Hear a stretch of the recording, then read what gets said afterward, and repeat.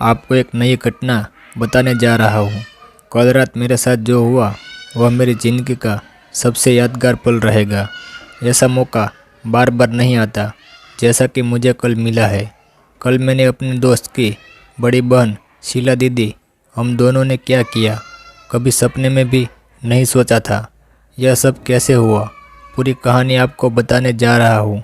यह कल रात की कहानी है। ठंड ज़्यादा था पर इस ठंड में भी गर्मी लगने लगी थी। तो मेरे दोस्त का नाम नीरज है। हम दोनों एक दूसरे के घर आते जाते रहते हैं, रुक भी जाते हैं एक दो दिन के लिए। नीरज की मम्मी मुझे बहुत प्यार करती है, मुझे अपना बेटा जैसे मानते हैं। मैं भी उन लोगों के बहुत आदर करता हूँ। हम दोनों की दोस्ती स्कूल से हुई थी। हम दोनों अलग अलग गांव के हैं, पर ऐसा लगता नहीं कि नीरज का परिवार मेरा परिवार नहीं है। तो नीरज कभी कहीं चला जाता है, उसके घर जो भी काम होता है वह मैं ही करता हूँ। उसकी मम्मी मुझे फ़ोन कर देती है या उसकी दीदी मुझे फ़ोन कर देती है, उसके घर चला जाता हूँ। इस बार नया साल नीरज मेरे यहाँ आकर मनाया था। वह मेरे घर में 6 दिन तक रहा था। उसके बाद मैं उसके साथ उसका घर चला गया क्योंकि उसकी मम्मी बार बार मुझे बुला रही थी।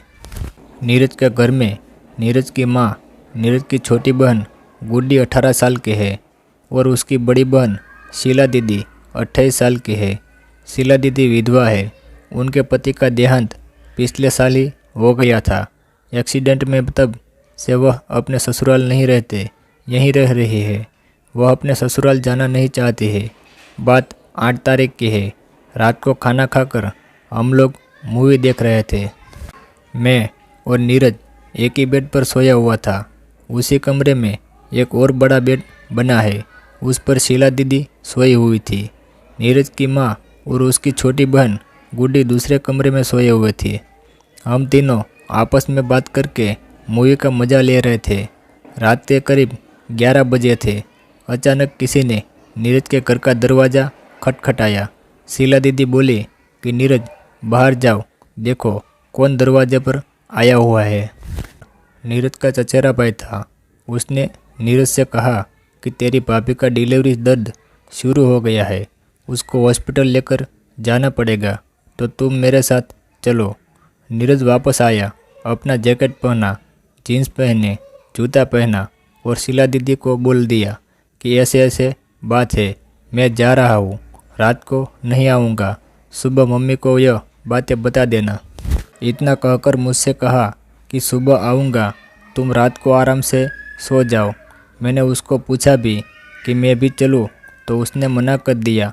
बोला वहाँ जाने की ज़रूरत नहीं है, मैं तो इसीलिए जा रहा हूँ कि चचेरे भाई का सवाल है। नीरज चला गया। शीला दीदी बोली अंदर से मेन गेट बंद कर देना सही से। मैं नीरज के पीछे पीछे गया और मेन गेट बंद करके वापस आ गया।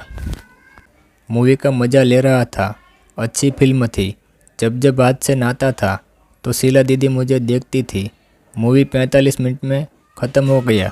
रात के 12 बजे के करीब समय हो गया था। शीला दीदी कुछ परेशान से लग रही थी।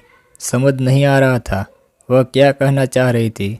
मैं जब उसको देखा तो टकटकी लगाकर वह मुझे देख रही थी, पर वह कुछ बोल नहीं रही थी।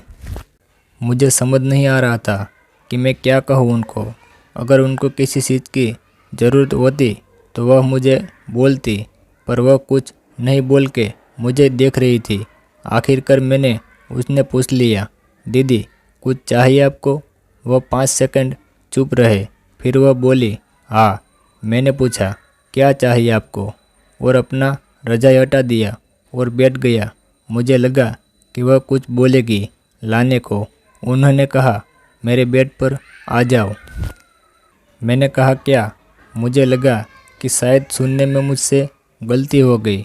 उन्होंने कहा, हाँ हाँ, मेरे बेड पर आ जाओ। मैंने कहा, मैं तो यहाँ सोऊंगा। वह बोली, आज सो जाओ मेरे साथ। मैंने कहा, मैं नहीं सोऊंगा। वह बोली, अगर तुम नहीं आए तो मेरे से बुरा कोई नहीं होगा। मैं डरते डरते उनके बेड पर चला गया। मैंने कहा, रज़ाई ले आता हूँ। वह बोली, हम एक ही रज़ाई में सोएंगे। मैं बेड पर लेट गया। उन्होंने मुझे रजाई उड़ा दी। मैं उनसे अलग ही सो रहा था। वह अचानक मेरे तरफ घूम गए और हम दोनों रजाई उठकर सो गए। शाम को ही मैं उनके घर से वापस आया हूँ क्योंकि हमारी मम्मी का तबीयत खराब था। शीला दीदी कह रही थी, 1-2 दिन रुक जाओ। नीरज भी दोपहर को आ गया था। शाम को शीला दीदी का फ़ोन आया था। वह बोली, तुम कब वापस आते हो? मैं तुम्हारा इंतज़ार करूँगी। इतना कहकर उन्होंने फ़ोन काट दिया।